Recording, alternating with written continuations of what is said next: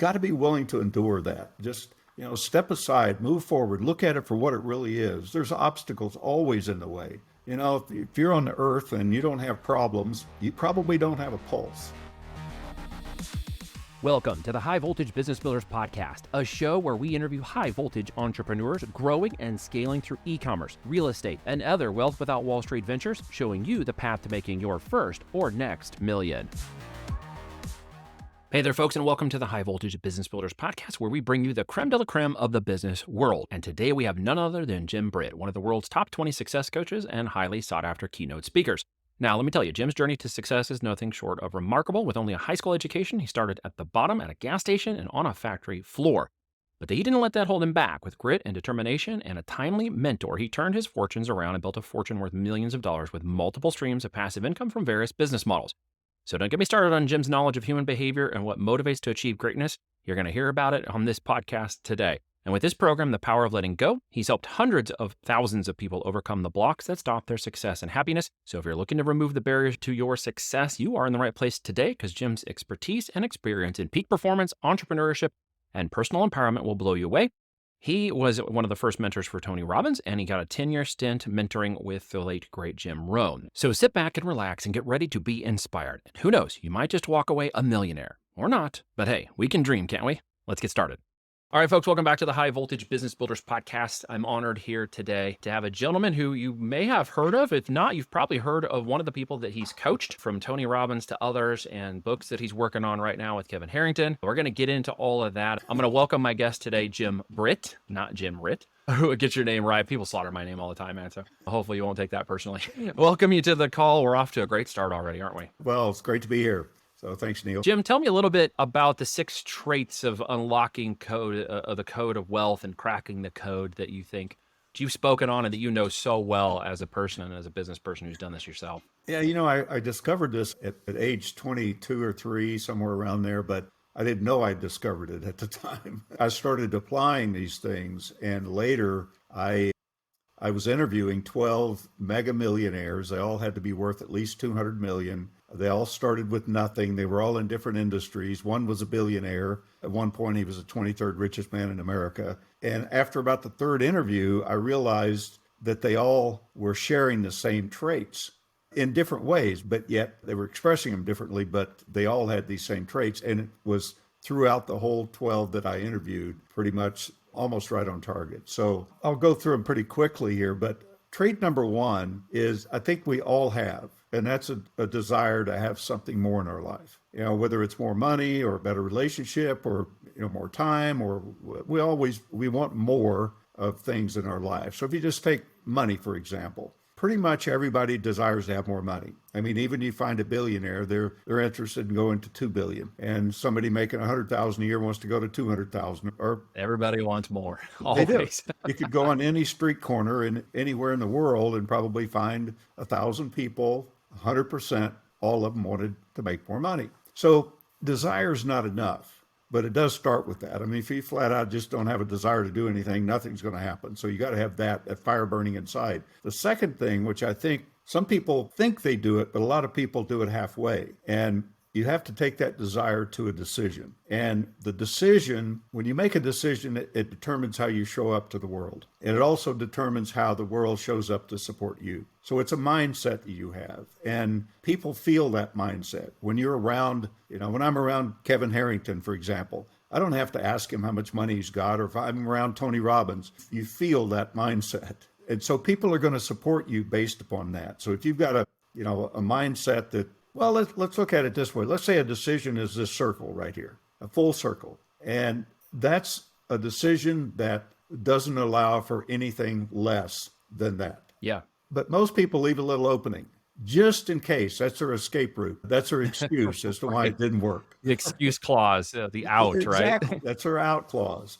So you can't have an out clause. People say, well, I want to be a multimillionaire, but I don't know how to get there. Well, how to get there is first decide that you're going to become a multimillionaire, and nothing less than that will do. That way, your view of the world changes. You see opportunities you'd never see before. Because if you don't have that desire, why would you even look for an opportunity? When it comes by, you don't even recognize it.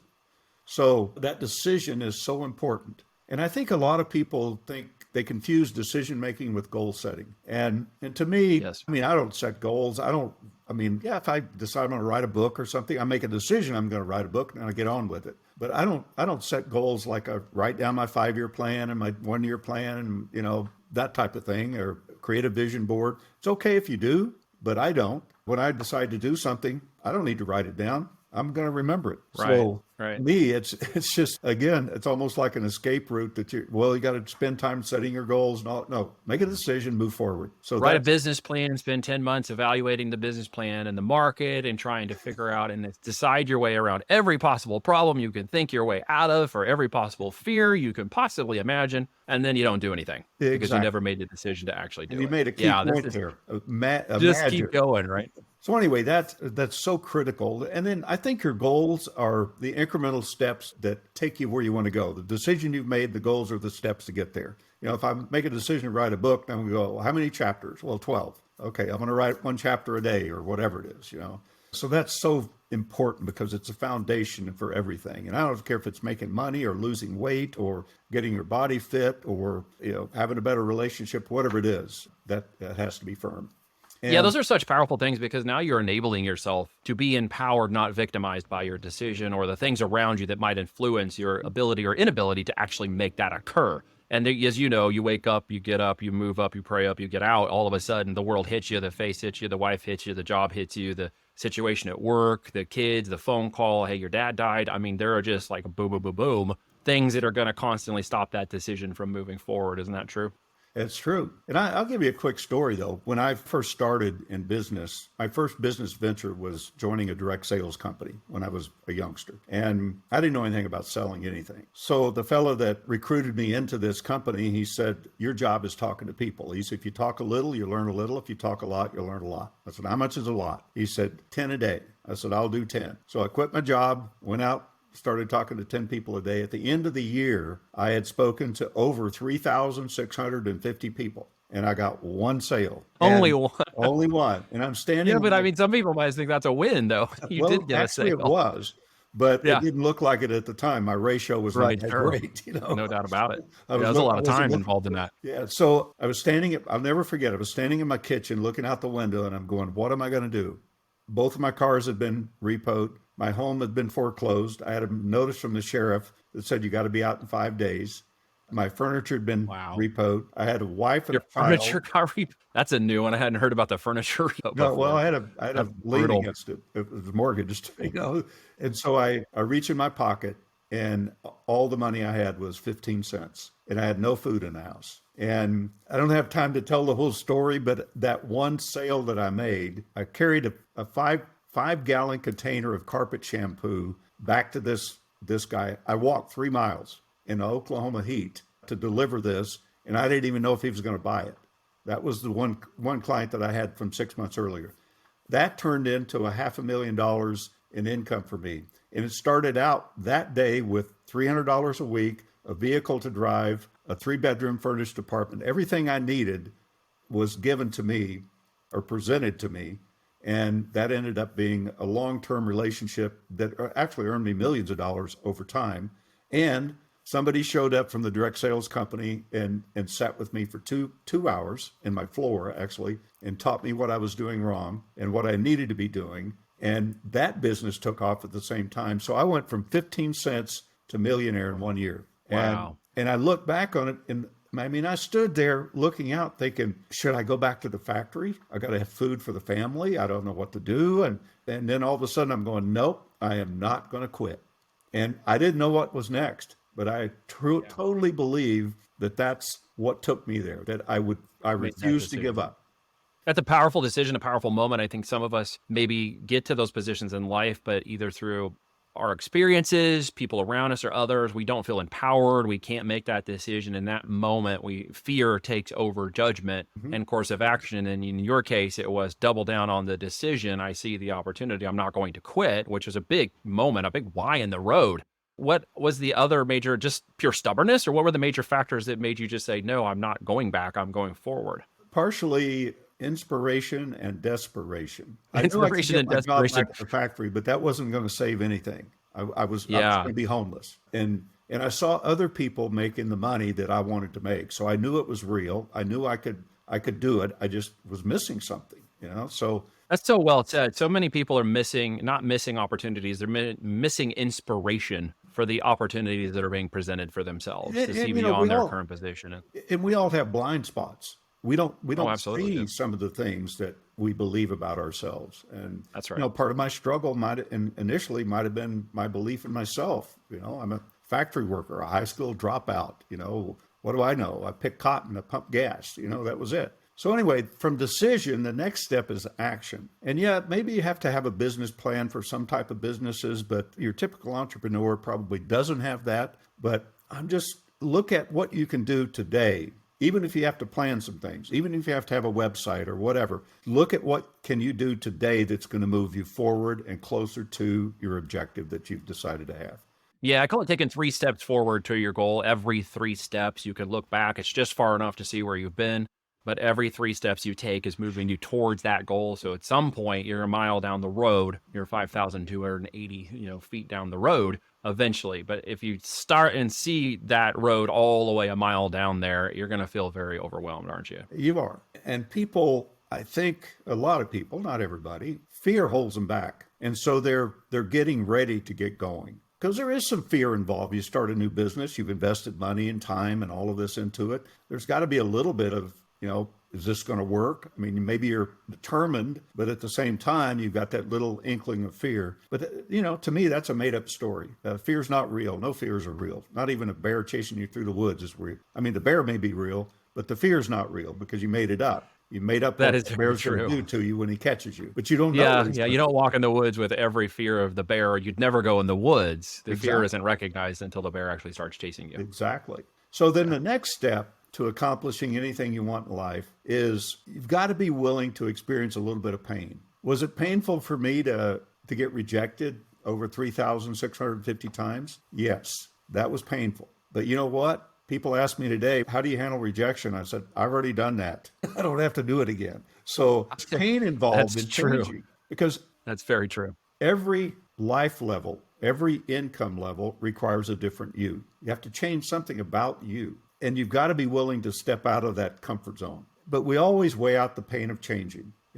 Here's the pain of changing, and over here is the pain of staying where we are. And we love sitting on the sofa eating potato chips and watching TV, but we want to lose 100 pounds. So we weigh out those two and say, that's going to be hard losing 100 pounds, but I love those chips. So we set our New Year's resolution to lose 100 pounds, but 2 weeks later, we're eating the chips and sitting on a giant carbohydrate. So that's a simple definition of it, but it's the same with anything we're doing. I mean, when I made that kind of money initially, it scared me to death. I mean, I would take checks into my bank and I thought they would think I was stealing it or something, even though it was a check I'm depositing, because I'd never made that kind of money before, so Sure. it's uncomfortable. But, my banker turned me down for the money I needed to borrow to start in that direct sales company because I only had $9 in the bank at the time. But by the end of that year, he was calling me Mr. Britt when I come in the door. Probably trying to get you to borrow tens of thousands of dollars at that point. Yeah, here's all your money, sir. Here's all your money. First time he called me Mr. Britt, I look around to see if my dad was there. Right? Well, it is true. People don't loan people without money. They like to loan to people with money, right? Yeah. So that's the next step. But you've got to be willing to endure that. Just step aside, move forward, look at it for what it really is. There's obstacles always in the way. If you're on the earth and you don't have problems, you probably don't have a pulse because it's just a part of life. It's a part of business. In fact, business is solving problems. So when you're faced with a problem or a challenge, look at it for what it is and move past it. You just discovered another way that it wouldn't work, maybe. So, and then the next part of it is, I discovered this many, many years ago, probably 35 years ago or so. A friend of mine and I used to read the same books and then we would converse, get on the phone, talk about them and kind of see each other's view about what we just read. So one day he's called me about this book and we talked for about an hour. And at the end of it, he said, "Hey, Jim," he said, "do you know what the word resourceful means?" And I said, "I don't know, maybe using your imagination or being more productive, something like that." I said, "I don't know why." And he said, "Oh, it's just an interesting word." And I thought, I guess so. And we hung up. Later that evening, I was driving home And I could not get that word out of my brain. It was just over and over and over, resourceful, resourceful. And so I get home and I go to the dictionary. We didn't have internet, so 35 years ago. And so go to the dictionary and I look it up. Resourceful is defined as once again full of source. I thought, wow, that's pretty interesting, depending on what you think source is. So I go and look up that keyword. I look up source, and it's defined as where all things originate.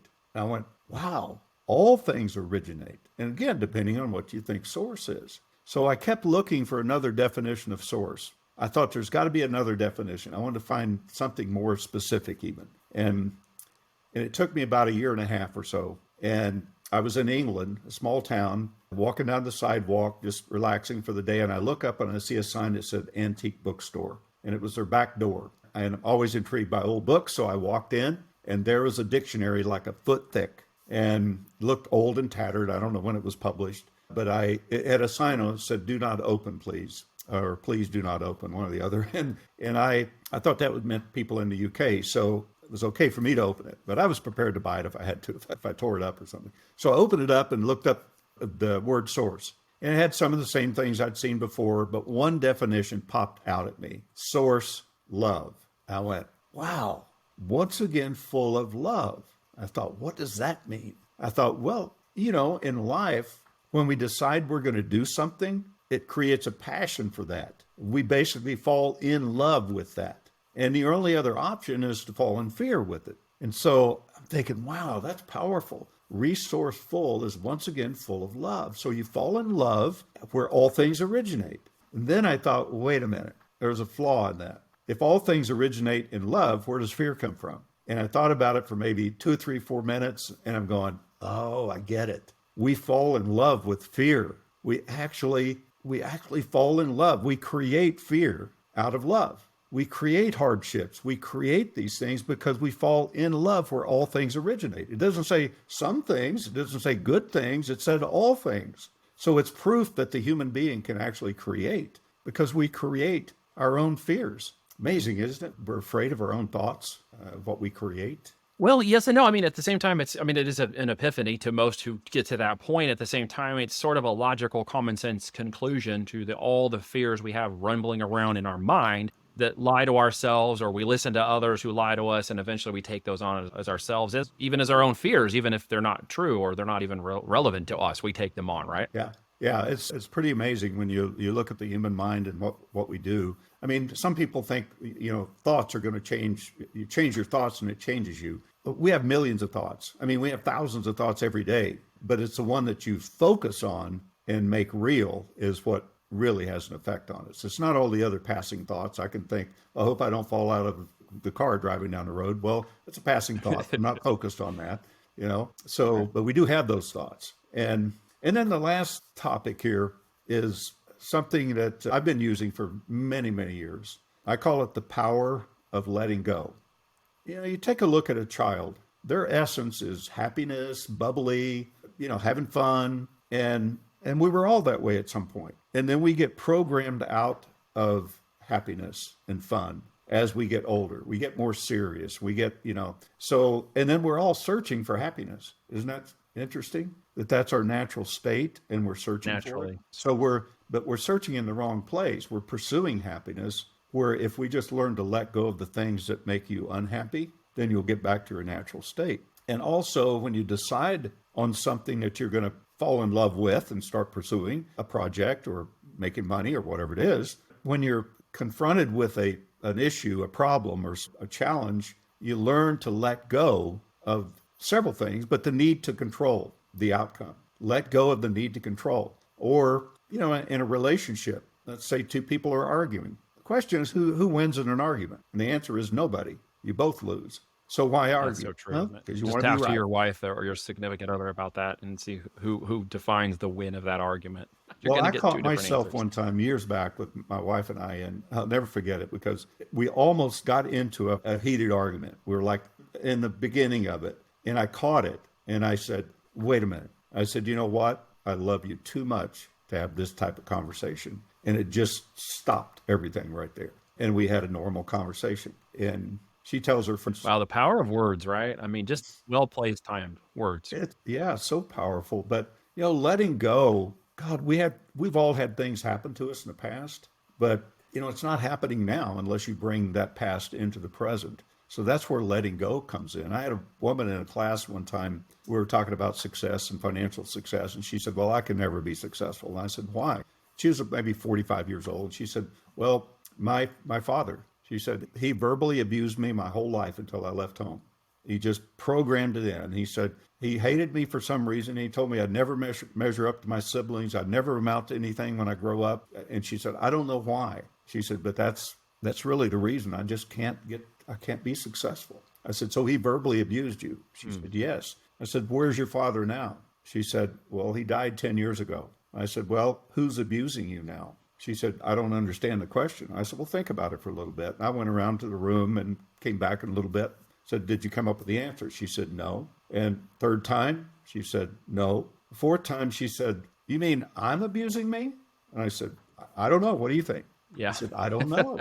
So the next Right. time I came by, I didn't even say a word. I just walked by her and she says, oh my God. She said, I'm keeping his legacy alive. I'm abusing me. And then we worked with her for a little bit on letting that go because we hang on to stuff thinking it's going to protect us in some way. We hang on to Yeah. a bad relationship that split up in a divorce, and now we won't open our right. heart to somebody else until they prove themselves.